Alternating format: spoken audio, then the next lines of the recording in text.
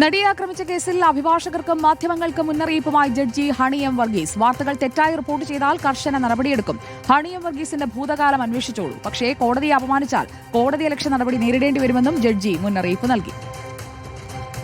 ശിക്ഷാവിധി പ്രഖ്യാപനത്തിനുള്ള വാദം ആരംഭിക്കുന്നതിന് തൊട്ടുമുൻപാണ് കേസിലെ വസ്തുതകൾ വളച്ചൊടിക്കപ്പെട്ടെന്ന വിമർശനം ജഡ്ജി ഹണി എം വർഗീസ് പരോക്ഷമായി ഉന്നയിച്ചത്.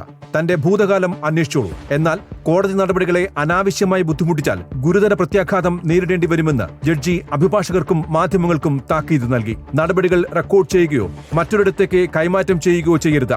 തെറ്റായി റിപ്പോർട്ട് ചെയ്താൽ കർശന നടപടിയെടുക്കും. ലൈംഗിക അതിക്രമത്തിന് ഇരയായവരുടെ വിവരങ്ങൾ വെളിപ്പെടുത്തുന്നത് സുപ്രീംകോടതി വിലക്കിയിട്ടുണ്ട്.